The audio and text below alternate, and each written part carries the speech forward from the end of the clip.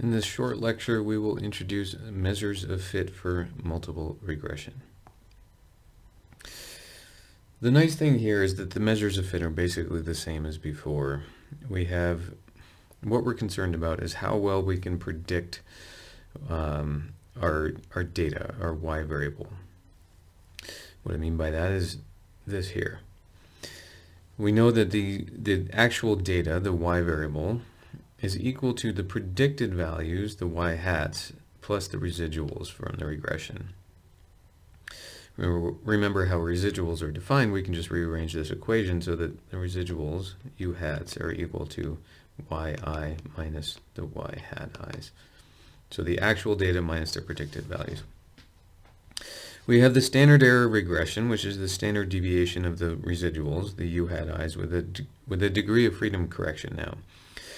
So the standard error regression looks slightly different than what we had before.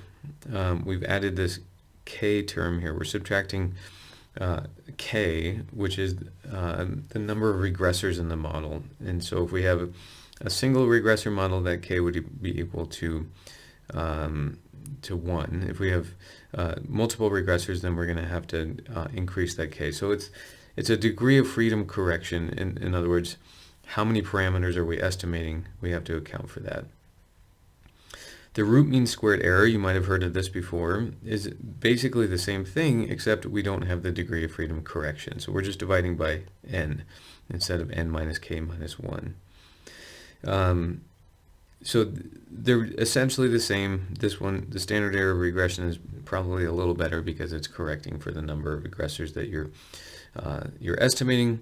However, if n is large, above 1,000 or something, then subtracting 2 versus 1 isn't really going to make that big a difference. The r squared is the same. It's the fraction of variance of y explained by x. Remember that the r squared is equal to the explained sum of squares over the total sum of squares, where the explained sum of squares is this expression here. It's just the predicted values minus the average y squared over the total sum of squares, which is the actual data minus the average.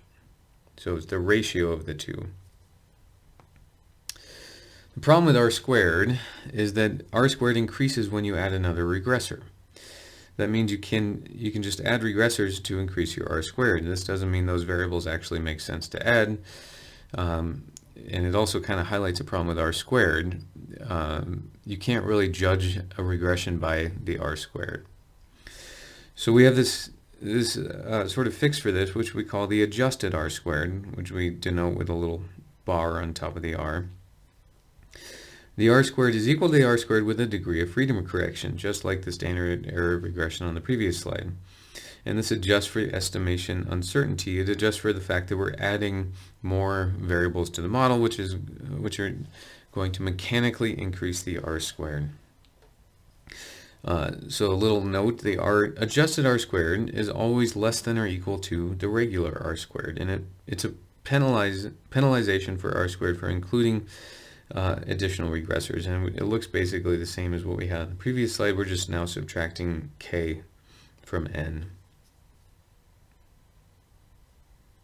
Some examples. Okay, here we have our test score and student-teacher ratio example again, with one regressor on the first line. Our r squared is 0.05, meaning that only 5% of the variation in test scores is explained by student-teacher ratios in this model. Model 2 includes this %EL, right? So we're adding a second regressor into the model. The r squared dramatically increases. Adjusted r squared is slightly less, but not by much. Remember, the only adjustment is that instead of dividing by 1 over n minus 1, we're now multiplying by 1 over n minus k minus 1. So only a slight adjustment, but still an adjustment nonetheless. We should note that adding this %EL to the model dramatically increases the r squared, or adjusted r squared, meaning now that roughly 42% of the variation in test scores is explained by these two variables combined. So a lot more. We've done a lot better at predicting test scores by adding this additional variable.